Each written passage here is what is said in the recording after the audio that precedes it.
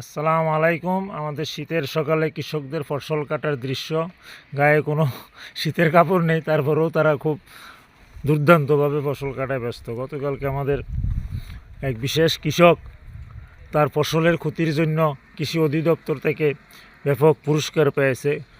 আলু, বীজ, ফসলের কীটনাশক ছিটাইয়ের যন্ত্রপাতি এবং সাথে অনেক উপঢৌকন।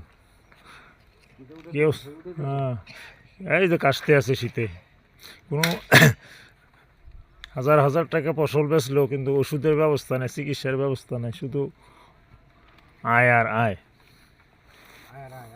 শুধু আয় করে, নিজের জন্য কোনো খরচ নাই।